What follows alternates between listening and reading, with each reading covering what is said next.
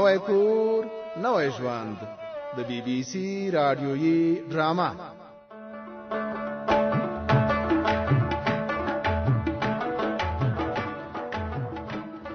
له شازیه سره اندېښنه وه چې مجید څنګه له ملک اعظم خان سره د شپې نامعلوم ځای ته ځي او وایي چې کار کوو، خو د کار په اړه هیڅ نه وایي.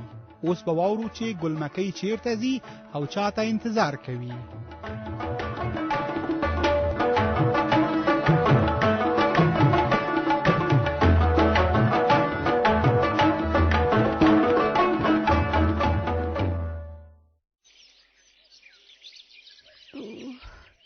هوا څومره ګرمه ده، خولې خولې شوم. کشکې چې غفار زر راشي، بیخي یې ځنډ وکړه.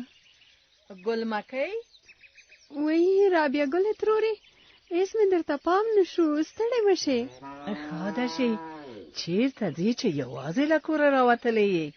یوازې نه یم ترورې. وی پیریان دې بدرګه کوي که دیوان؟ دلته خو زه شاوخوا ته څوک نه وینم چې در سره وي. وی ترورې ته دې ژوندی یې، داسې خبرې کوي چې د بني ادم ورته خندا راشي. بده خو مې نه ده کړې، امیدواره ښځه یې، که هر چېرته ځې یو څوک در سره ملګری کړه، په یوازې ځان دې تګ ښه نه دی. یوازې نه ځم، څوک څه پوهېږي چې په لاره کې به چاته څه پېښېږي. د لارې ملګری خو ډېر ښه وي. چې له مانه ته ښه پوهېږې، بیا خو به دې همدا کار کړی وی، یا به دې غفار ته ویلي وی او یا هم عابدې ته، له هغوی به یو در سره تللی وی. غفار را سره ځي، اوس به راشي. هغه په خپل دوکان کې و، دوکان تړي. ما ته یې ویل چې ته ورو ورو درځه، زه خو په لاره زر زر ګام نشم اخیستی. دا خو ښه وایي، خپل هم نام خدای دې وي په ځان مضبوطه یې، بیا د ماشوم هم په ګېډه دی، څنګه به زر زر ګام واخلې؟ رښتیا ودنه ویل چې چېرته ځې؟ کلینیک ته ځو، لږه روغه نه یم. ناروغه یې؟ څه در باندې شوي دي؟ نه پوهېږم ترورې، هر وخت مې سر دروند وي، له بالښته یې نشم پورته کولی. داسې زر ستومانه کېږم چې څه درته ووایم، ساه مې سوځي.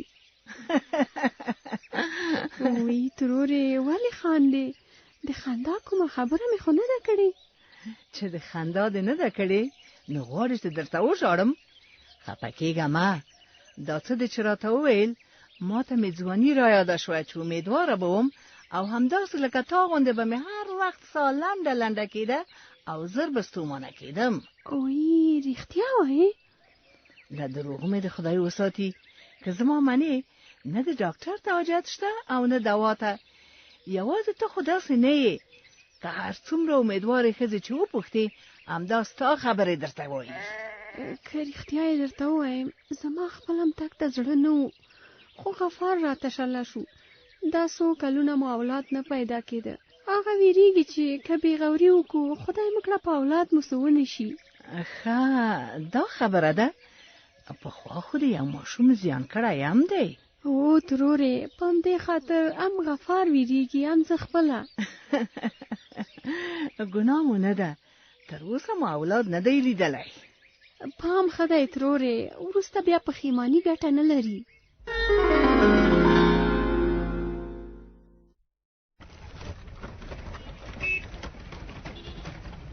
ملک صاحب اعظم خانه. او فاتح خانه ته یې؟ ستړی مه شئ. مه خوارېږي، ته ستړی مه شې. خیر یوسئ. خیریت خو به وي، څنګه بازار ته راغلی؟ دلته مې کار و، لږ په سره تېر شه، لږ سامان مې واخیست، اوس یې د کلي خوا ته وړم. کوم دی سامان دی؟ هغه هلک ګورې، هغه ته م په کراچۍ کې بر کړی دی.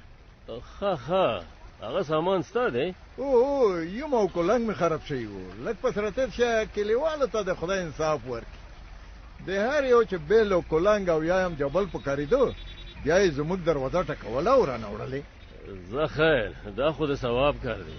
ای ثواب بولې فاتح خانه، خو ما ته ترې عذاب جوړ شو. هغه څنګه؟ هغه داسې چې هر څه یې راته دړې وړې کړل، نه یې یوم راته پرېښود او نه کولنګ.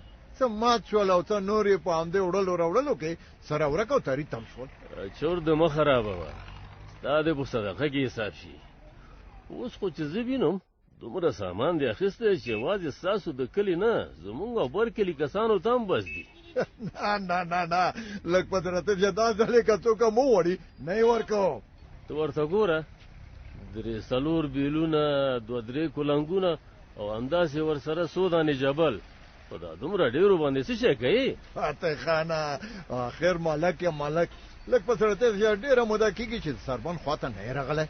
نام خدای دې وي دومره ځمکه مې دا چې سر او خیر یې ما ته هم نه معلومېږي.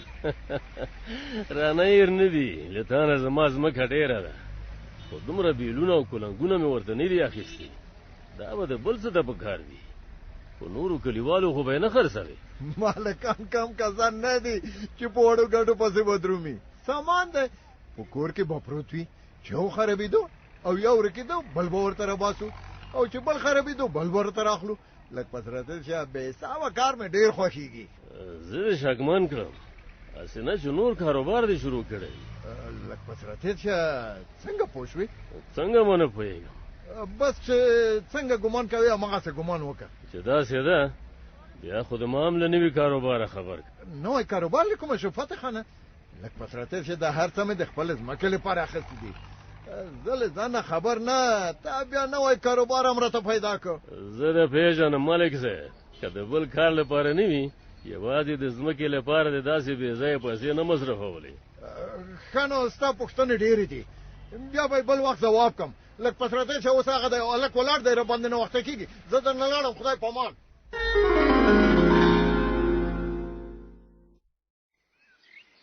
دا دې راورسېدم ګل مکۍ ډېره خو به انتظار شوی نه یې.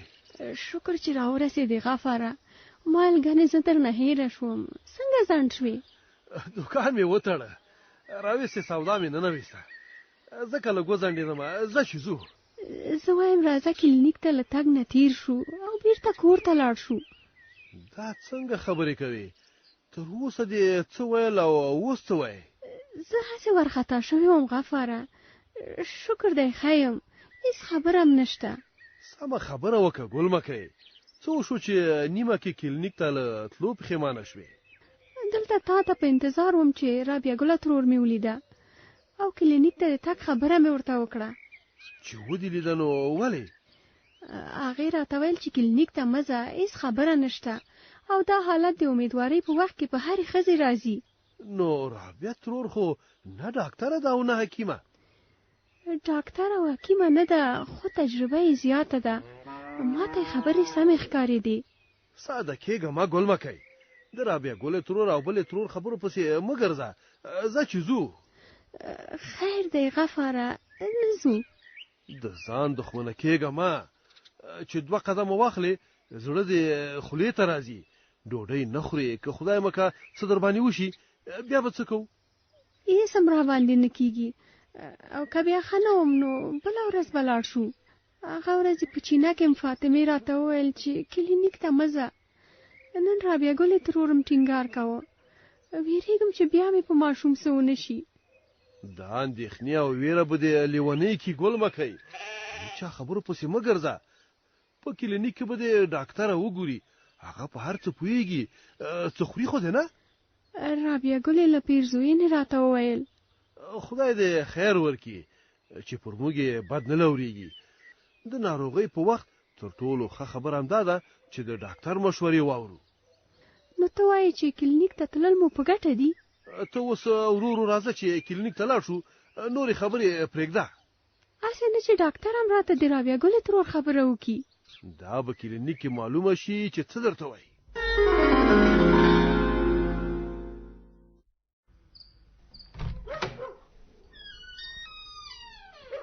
السلام علیکم بابو ویده خو به نه؟ وعلیکم خاورې به ویده شم. زما له کوټې خو سرای جوړ دی چې سترګه پټه کړم یا به رانه نوځي. د غم به بوی کړي. زما زړه نه و چې خوب دې خراب کړم خو څه اوس خو دې له خوبه وویستم. بېرته به په خپل ځای کښېنم. که ضرور نه وای بیا نه راتلم. د کوټې څراغ روښانه و ما ویل چې لا به نه یې ویده شوې. ځه کیسې مه کوه لکه چې تازه چای دې دم کړی. زه راته یوه پیاله ډکه کړه چې دا د سر درد مې ورک شي. چای مې نه دی دم کړی بابو. نو دا چای باید مې د څه لپاره لاس کې نیولی؟ دا تش دی. چې تش دی نغریته یې یوسه که نه، ما ته د څه ته راوړی؟ دا مې راوړی چې لږې د غوا شیدې پکې یوسم. همدا ساعت مخکې د ماخوستن ډوډۍ وخوړه. ستا مړېدل نشته ښاپیرۍ. د ځان لپاره شیدې نه غواړم. نو چې د ځان لپاره یې نه غواړې، د غوا شیدې څه کوې؟ خیر خو دی؟ فهیم مې له شیدو بیل کړی، بل څه نه خوري، وږی دی او ژاړي. خیر دی ښاپیرۍ، زولۍ به درته وغوړوم، زارۍ به درته وکم. لږ له کوره ځان خبروه، نه مېلمنه یې نه نابلده یې، یوازې یې خوري او څکې، خو ځان نه خبروې. ولې ما څه کړي بابو؟ وایې ما څه کړي بابو؟ غوږونه او سترګې دې چېرته کډه شوي؟ دومره خبره نه یې چې غوا وچه شوې او شیدې نه کوي. وی غوا کله وچه شوې؟ ښه خبره یې، هسې زما سر مه په دردوه. زه نه یم خبره. ته ځان کله خبروي چې کور کې څه وشو او څه نه؟ د غوا د وچېدو خو څو ورځې وشوې، ټول کور خبر دی او ته نه یې خبره. خیر دی بابو، دومره شیدې خو به وي چې اوس د فهیم کار پرې وشي. ستا غوږونو لکه چې کار پرېښی. یو ځل مې درته وویل چې نشته، غوا وچه شوې. وی خدای، نه پوهېږم چې څنګه وکم. د فهیم نور په ژړا زړه وچاودېده، په یوه چغه دی. زه څنګه وکړم چې کله در باندې سخته راشي بیا زه در په یاد شم؟ فهیم دا څو شپې شي چې څه نه دي خوړلې، کور کې د هغه د خوراک څه شته هم نه. دا ستا ګناه ده. زما ګناه ولې ده بابو؟ تا ته چا ویل چې فهیم داسې بې وخته لتي بیل که؟ یو ځل خو به دې له ما سره مشوره کړې وای. هغه خو لا تر اوسه وړوکی دی چې ستا شیدې نه وي بل به څه خوري. زه ملامته نه یم بابو. ته چېرته ملامته یې؟ ملامته خو زه یم چې ته مې د کور ته راوستې یې. نو څه مې کړی وای؟ مجبوره شوم، زما شیدې کمې شوې وې، نه پرې مړېده. بس بانې مه کوه، زه دې پېژنم، فقط ځان دې ترې خلاصوم. خدای دې نه کړي زما پرې ګرم بادم پیرزونه دی، همدا اوس مې ژړا ته له زړه وینې څاڅي. ځان نوره مې ارامه پرېږده، که رښتیا دې پې زړه داسې سوځي نو لاړه شه او تای وکړه چې موړ شي.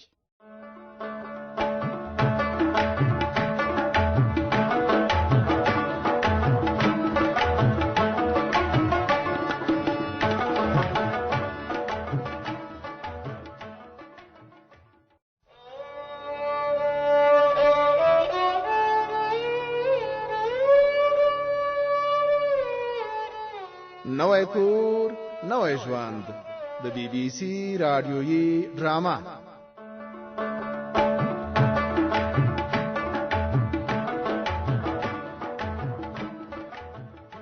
غفار له ګلمکۍ نه غواړي چې ژر تر ژره ځان کلینیک ته د تګ لپاره تیار کړي. ګلمکۍ د رابعه ګلې خبره ورته کوي چې کلینیک ته یې تګ ضرور نه دی، خو غفار یې نه مني. په دې برخه کې به واورو چې مجید خپل خسر ملک ادم خان ته د څه په اړه خبر ورکوي.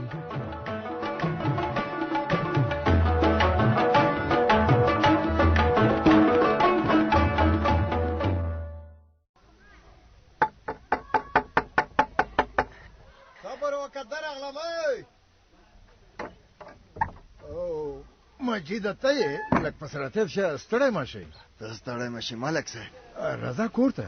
کور ته خو نه درځم، د دې لپاره راغلم چې احوال درکړم. ښه، د څه شي احوال؟ ته دا دروازه راپورې که چې څوک مو خبرې وانه وري. ښه ده، دا یې پورې وایه. ملک صاحب، هغه تا چې راته ویلي وو چې څو کارګر پیدا که، پیاد دې دي که نه؟ او خود مې پیاد دي، لږ په سراتیب شه نو پیدا دې کړم. داسې کارګر مې پیدا کړ چې مه کوه خبرې، ډېر خوارېکه خلک دي، ښه په اخلاص به کار کوي ملک صاحب. څومره ښه کار دې کړی مجیده، ډېر دې خوشحاله کړم. دما خو تمه نه وه چې داسې زر به یې پیدا کړي. داسې مه وایه ملک صاحب، ما ته چې څوک کار راوسپاري بیا یې خامخا ورته کوم. وایم آفرین دې وي در باندې، خدا دې ورسره سپینه کړي چې کار به د شپې کوي او که نه. هر څه مې ورسره ویلي، بیخي ډاډه اوسه ملک صاحب. وایم آفرین، زمری. اوس نو ما هم خبر که چې اصلي کیسه څه ده ملک صاحب، او کارګر دې د څه لپاره را باندې پیدا کړل؟ دا خبرې په زوره مه کوه مجیده، پام کوه پام چې څوک یې وانه اوري. لږ په سراتیب شه ورو غږېږه. دلته خو څوک نشته، څوک به یې واوري؟ درته وایم چې کیسه څه ده، غلی شه، خو خبر دې ورو کوه. په اوس وخت کې دیوالونه هم غوږونه لري، دیوالونه. دا دی ورو ورو غږېږم، خو ژر راته کیسه وکړه، نور دې له اندېښنې مړ کړم. کیسه دا ده چې یو انجینر مې ملګری دی، هغه څو میاشتې مخکې د غونډۍ لمنې ته راغلی و. راته ویلي و چې د غونډۍ په لمنه کې تاریخي آثار ښخ دي. دا څه وایي؟ تاریخي آثار؟ هو. زما زړه خو یې نه مني. لږ په سره تېر چې اول د ما زړه هم نه منله، خو هغه انجینر مې ډېر کلک ملګری دی، هغه ماته دروغ نه وایي. ګوره ملک صاحب، نو ستا ملګری که رښتیا خبر وای چې د غونډۍ په لمنه کې تاریخي آثار شته، ولې له ځان سره نه وړل؟ دا دومره ساده خبره نه ده مجیده. هغه د یوې پروژې په خاطر راغلی و، ځمکه یې چې کیندلې وه، پوه شوی و چې دلته تاریخي آثار ښخ دي. نو تا ځکه راته وویل چې داسې یو څو تکړه کارګر راته را پیدا کړه. لږ په سرعت چې ډېر په احتیاط به د غونډۍ په لمنه کې ځمکه اړوو، یو څه کار چې وکړو بیا معلومیږي چې رښتیا هم تاریخي آثار شته او که نه.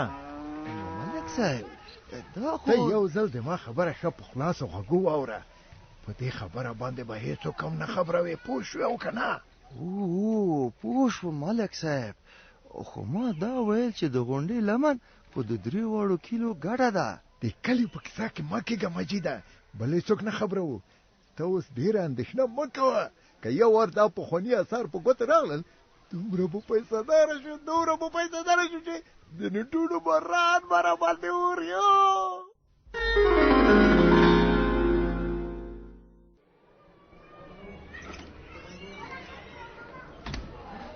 معاینات مې څنګه شو ګلالۍ خورې؟ راواغې خستل دغه دي. څه وایي؟ درېږه مه ګلمکۍ، بېرته دې په چوکۍ کښېنه. اندېښنه مې وه، انتظار را باندې وغمېده. ولې دومره ناوخته کلینیک ته راغلې؟ کاشکې څه موده مخکې راغلې وې. چې رښتیا درته ووایم نو ډارېدم، ما ویل معاینات به راته تاوان وکړي. معاینات خو دې په خپل سر نه کول چې تاوان به درته کاوه. خو ډېرې ښځې وایي چې د امیدوارۍ په وخت کې معاینات کول ماشوم ته تاوان رسوي. داسې اندېښنې دي، سر پسې مه ګرځوه ګلمکۍ. معاینات چې د نسایي ډاکټر په مشوره وشي، ماشوم ته هېڅ تاوان نه کوي. کاشکې دومره پوهېدی ګلالۍ خورې. د هر چا په خبرو پسې مه ګرځه. د امیدوارۍ په موده کې کلینیک ته راتګ ډېر ښه دی. اوس زما په معایناتو کې څه لیکلي دي؟ ماشوم خو به مې روغ وي که نه؟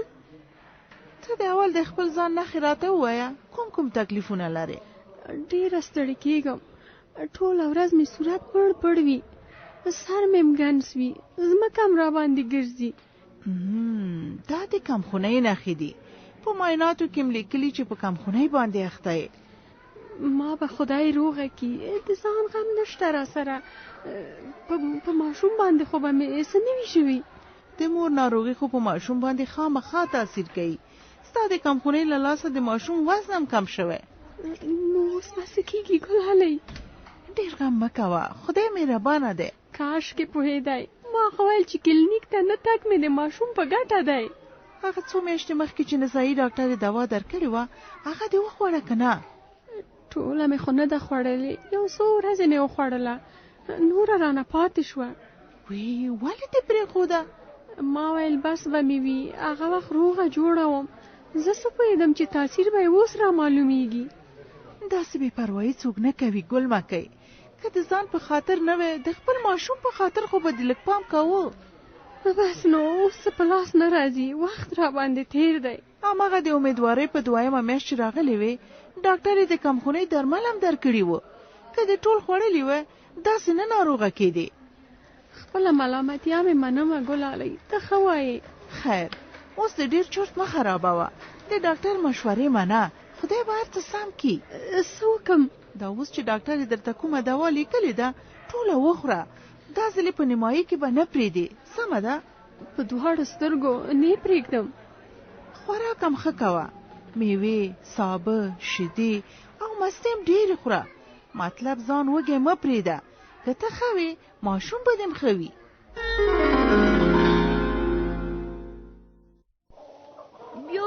بیو تی کړې خاورې نه شي. ابدې ترورې چرګانو ته لکه چې په غوسه یې. ښاپېرې ته ستړې مه شې. ایمانداره شې ترورې. دا یو کلنګي چرګ مې ډېر شوخ دی. په دې نورو خوارانو ظالمي کوي او د دانې خوراک ته یې نه برېږدي. ته ښه وایې ترورې، په مرغانو او چرګانو کې هم ښه او بد شته. کړې دې ورک شه. راځه چې کوټې ته لاړ شو. کور او کوټه دې خدای پاک آباده لره. ژر بیرته ځم. راځه وروسته له مودو هیله چې نن راغلې. دا ډېره موده مې نه وی لیدلې. یوه شېبه به سره کینو غورې به وکړو. خیر بیا به کوم بل وخت راشم. اوس مې بچي کور کې پرېښي دي. په فهیم ویرېږم چې ونه ژاړي بیا به له رابعې ګلې ترونه نه خلاصېږم. رښتیا رابعه ګله څنګه ده؟ ښه ده بده نه ده. شکر چې ښه ده چې را سره کینې نه. بیا خو دا ووایه چې څه شي ته راغلې؟ په هګۍ پسې راغلی یم. ما ویل چې یو څو دانې درنه واخلم. لکه چې ناوخته مېلمانه در کره راغلي دي. نه ترورې مېلمانه نه دي راغلي. فهیم زوی کې ته مې وړم. یو څو ورځې کېږي چې بېچارهګۍ مې له تینه بېل کړی. ډېره ناکراري کوي. ښه د شپې له خوا لکه چې وکی کېږي. د خوراک بل څه هم نه وي چې ورکم. ټوله شپه په ژړا تېروي. کریم بیا ماته کینه کوي. نو ولې دې له شیدو نه بېلاوه؟ د مور په شیدو خو د ماشوم زړه تسل کېږي. ډېره بیړه به دې نه کوله. پرېښی به دې وای چې یو څو موده نور یې مې ستا شیدې رودلې وای. څه وکم ترورې، له مجبورې ورځې مې بېل کړ. ټکۍ شیدې راکې نه وې. خوارکی به په ډېرو رودلو ستومانه شو. خو نسته به یې هېڅ شی نه ورته. د مور شیدې خو بله تشبیه د جنت خواړه دي. ته خپله خوراک کړه، شیدې دې پیدا کېږي. او که ډېرې ورځې نه وي تېرې بېرته دې خپل تی ورکه.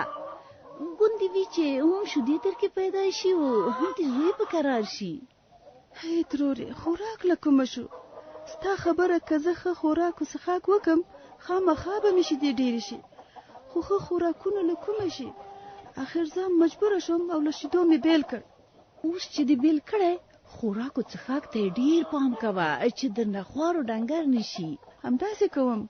دا دې تا ته راغلم چې هګۍ درنه یوسم او ورته یې ویشوم. څه نو همدلته اوسه چې زه یې درته راوړم.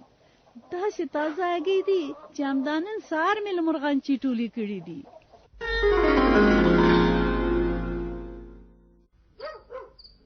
مورې مینې ډېره وچنګېدې. حوصله مې درته تنګه شوه. لږ غلی شه. نو څنګه وکم؟ وږې یم. توره شپه ده. تا له موږ ته ډوډۍ نه دی ایستلې. مورې زه وږی یم. که ډوډۍ راونه باسې زه ویده کېږم. خو څه وکم چې په وږي نس مې خوب هم نه وړي. دواړو ته وایم نور نو مو خولې وتړئ او ډېر راته مه چنګېږئ. دا څه حال دی؟ لږ صبر هم نه شي کولی؟ نو کله ډوډۍ وباسې؟ کېږي چې اوس د پلار راشي. هغه چې راغی بیا به ډوډۍ راوباسم او ټول به په ګډه سره وخورو. نه پوهېږم چې پلار مې ولې دومره ځنډ وکړ. نور کله خو به دومره ناوخته کور ته نه راته. زه هم نه پوهېږم چې نن شپه ولې ځنډېدلی دی. ټلیفون دې راواخله او زنګ ورته ووهه چې چېرته دی او کله کور ته راځي. څو ځلې مې شمېرې ته زنګ ور وواهه خو له هغې خو ځواب وایي چې له ساحې نه لرې دی او یا هم شمېره یې ګل ده. دا ځل مې انا ته زنګ وواهه. کېږي چې د هغوی کره تللی وي او همالته شپه وکړي. هسې نه چې د ډوډۍ خوړلې وي او موږ یې دلته وږي کېنولي وو. مینه ښه درته وایي. الو څوک خبرې کوي؟ مورې زه یم شازیه. ستړې مه شې. شازیې لورې ځواني مرګه دې نه شم. شکر چې غږ دې اورم. څنګه یې؟ د الله پاک مهرباني ده. شکر دی جوړه یم. مجیب او مینه ماشیان مې څنګه دي؟ هغوی هم ښه دي. دلته څنګ کې را سره ناست دي او سلامونه درته وایي. وعلیکم السلام. ځواني مرګه دې نه شم. څه خبره ده چې په دې شپه کې دې راته زنګ وهلی؟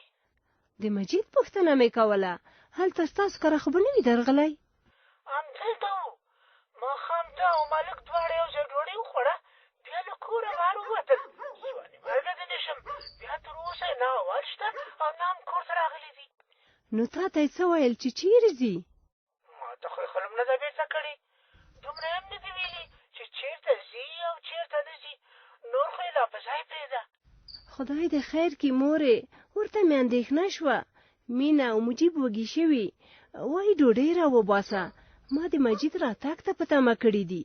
د ماشومانو بال په غاړه مه اخله، تاسو ډوډۍ وخورئ.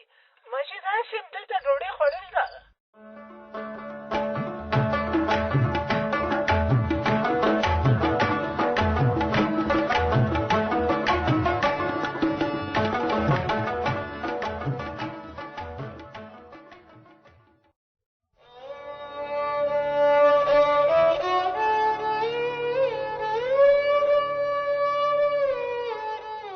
نوی کور نوی ژوند د بی بی سی رادیویي ډرامه.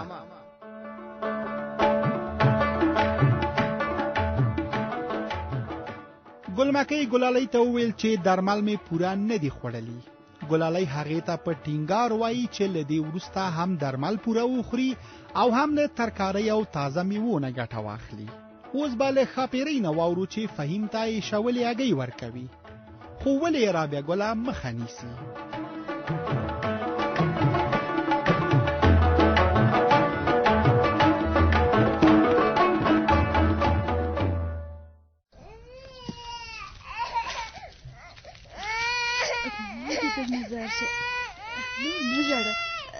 دا دی هګۍ درته سپینوم چې ویې خورې او ترې نور شي. څنګه دې په ځان داسې پام شروع کړی؟ درې ورځو کې چاته وچه ډوډۍ نه رسي او تا د خان لور ځان ته هګۍ جوش کړې. ځان ته مې نه دي جوش کړي بابو. ښه نو چاته دې جوش کړې؟ فهم ته مې جوش کړي چې وږی دی. اول دا راته ووایي چې هګۍ دې له کومه کړې ښاپیرۍ؟ زموږ چرګې خو هګۍ هم نه اچوي. دا مې لا د دې ترور نه د فهیم لپاره راوړې چې ویې خوري او پرې موړ شي. عقل دې مېلمه شه، زه دې ته حیرانه یم چې ته به کله هوښیارېږې، که نه ټول عمر به دې په همدې کمعقلۍ کې تېرېږي. وهې بابو ما څه کړي چې داسې وایې؟ نور به څه وکړې؟ دومره ماشوم ته چا جوش کړې هګۍ ورکړې؟ لږه پوښتنه خو کوه. ولې هګۍ خو ماشوم ته ښې دي. اوس لکه چې ډاکټر هم شوې له خیره. ډاکټره نه یم، خو ما تر اوسه له چا نه دي اورېدلی چې ماشوم ته هګۍ مه ورکوئ. دا دې ما درته وویل چې مه یې ورکوه. نو چې ورکړم څه تاوان لري؟ جوش هګۍ د ماشوم ژبه درنوي، هسې نه چې لمسی راته په لوی لاس ګونګی کړې. چا وویل؟ دا هسې خبرې دي بابو. تا ته اوس زما خبرې ماسې ښکاري؟ آفرین، اوس د ژبه هم پیدا کړې، زما په خبرو کې خبرې راوباسې. مطلب مې دا نه و بابو. بس بس، ته اوس دومره شوې چې زما په خبرو ملنډې وهې. وی خدای دې نه کړي ستا په خبرو به ولې ملنډې وهم؟ ته سمه پوه نه شوې. ملنډې تورې وي که سپینې؟ زه درته وایم چې جوش هګۍ ماشوم ته ښې نه وي او ته وایې چې دا هسې خبرې دي. دا مې ځکه وویل چې ما له عابدې ترور سره خبرې وکړې. اوس پوه شوم، خاطر لکه چې دا مشوره عابدې درکړې ده. هغې راته وویل چې جوش هګۍ ماشوم ته ښې وي او هېڅ تاوان هم نه لري. نو عابده څه د کلینیک ډاکټره ده چې ته یې په خبره باور کوې؟ له عابدې مابدې نه تېره شه. ما چې درته څه وویل هماسې وکړه او خلاص. نو څنګه وکم بابو؟ فهیم وږی دی، د غوا شیدې هم نشته. پرېږده چې هګۍ وخوري او موړ شي. پرېږده چې هګۍ وخوري او موړ شي. په فهیم دا بده ورځ تا راوستې.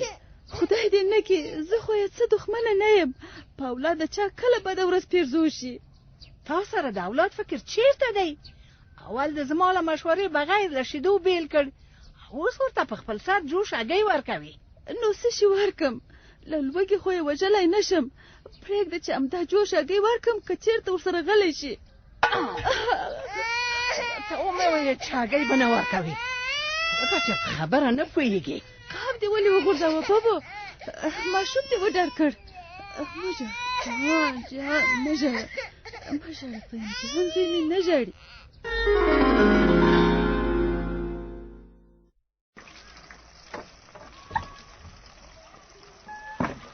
ګلمکۍ، وا ګلمکۍ چېرته یې؟ څه وایې غفاره؟ نه غري سره یم. بیا په څه لګیا یې؟ ستړی مشي غفاره په خیر راغلې لګیا یم دیګ مې باندې کړی خیر ویسې څه پخوې له خیره تازه ترکاري نه وه لوبیا پخوم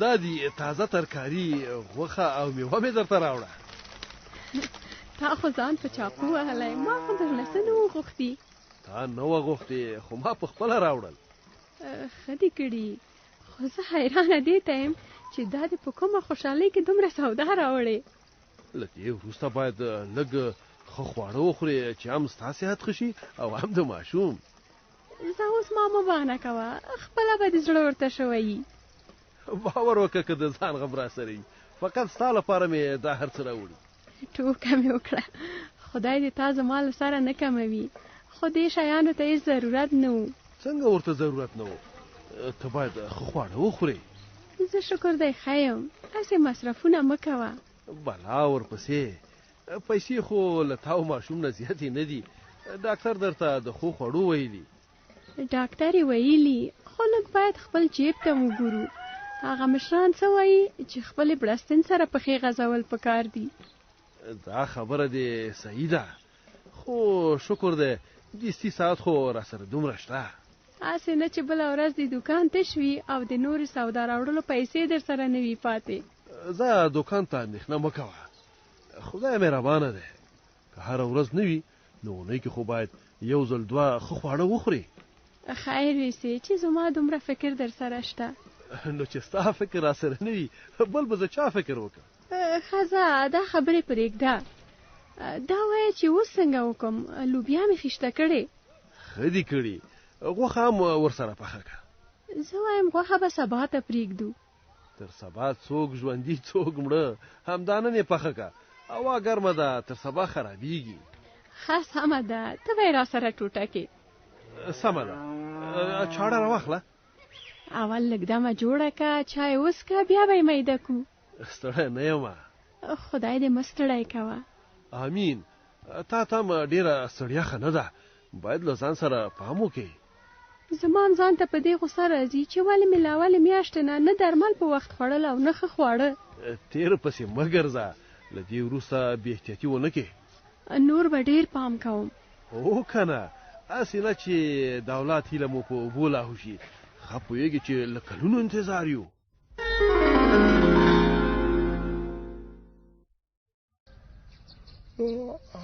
وای سخت مې بدن مړ پړ دی مورې بیخي بېسیکه یم ولې به نه یې بېسیکه زه ارده شم ټوله ورځ په کور کې بېکاره پروت یې خود به بېسیکه کېږي په کور کې ناسته خو سړی نه ستړی کوي د بې خوبۍ د لاسه مې بدن سست دی ټوله شپه مې د فهیم د لاسه سترګه نه ده پټه کړې ولې د کمې ورځې راهیسې چې خاپیرۍ فهیم لطي جلا کړی ټوله شپه ژاړي څو وارې مې ورته ویل چې د هلک لطي مه جلا کوه مه جلا کوه خو زما په خبره یې غوږ نه ګراوه اوس یې نو ژړا تم تم شي فهیم لا تر اوسه کوچنی هلک دی د مور له شیدو پرته ګزاره نشي کولی خاپیرۍ وایي چې زما شیدې وچې شوي فهیم نه پې مړېږي فهیم یې قصدا جلا کړی چې له شره یې ځان بېغمه کړي دا خبره خو مې زړه ته نه لوېږي فهیم یې اولاد دی دې چا نه لورېږي چې اولاد یې وږی تږی او په زور وي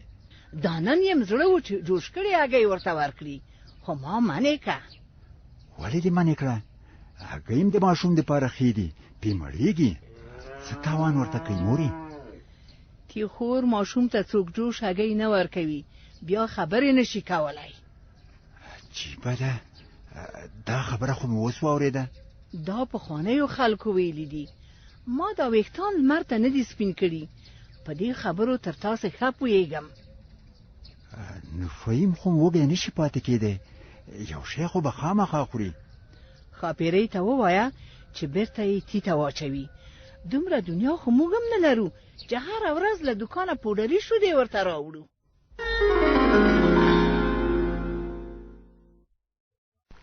توره شپه د توره خونه شینخالی نه ده معلومه وای شینخالی نه ده معلومه وای دا خلک څوک دي هسې نه چې غلی او تالاشي مې کې ګواکې د دې ونې شاته به پټ شم. خدایه ومې ساتې، دا چې که نو دوی خو زما خواته را روان دي، ګیر مې نه کړي. ګروپ ډېر مه کوئ، کرا ما پسې راځئ، پام وي چې څوک مو ونه ویني. دا خو د مجید غږ دی، واقعي ته صبر چې غږ پې وکړم. مجیده څوک یې؟ خاورې امداد یم. زه دې ولې دې وینم؟ چېرې یې چې غږ دې راځي او ته نه یې؟ دا داسې که نو لږ دې خواته راشه، زه د دې ونې شاته پټ یم. دلته یم. ته په دې توره شپه دلته څه کوې رحیم دادا؟ او د ونې شاته ولې پټ یې؟ ګواکې دا ځواب خو اول ته راکړه چې په دې نیمه شپه دې څه ورک کړي چې داسې په احتیاط پسې ګرځي. هېڅ شی مې نه دي ورک کړي. ښه نو ودې نه ویل چې د ونې شاته ولې پټ وې؟ دا داسې که نو ما ګمان وکړه چې غله دي، ځکه مې ځان پټ کړو. نه غله نه یو، او خدای مو دې له غلا او بدو کارونو وساتي. اختیار رحیم دادا، ودې نه ویل چې په دې توره شپه چېرته روان یې؟ له کلي ولې راوتلی یې؟ واده ته روان یم. دا داسې که نو د دیګ پخولو ته ورغوښتی یم. ما ویل په شپه کې به وریجې پاکې ومینځم او خیشتې بیا کړم چې سبا ته مې کار اسانه شي. ټول کارونه خو بیا سبا نه کېږي. مجیده، له تا سره دا ډله کسان څوک دي؟ ګواکې په تیاره کې مخونه سم نه وینم. صبر چې زه لږ ورته ښه ځیر شم. میلمانه دي. میلمانه دي؟ دا داسې که نو بیا دې ولې په دې نیمه شپه کې له کوره راویستلي؟ له کوره مې نه دي راویستلي، چېرته روان یو. چېرته؟ دا د ادم خان میلمانه دي، هغه ته یې ورولم. له ولایته یې لیدو ته راغلي. زه هم ورسره ملګری شوم چې تر سربند کلي پورې لاره ورکه نه کړي.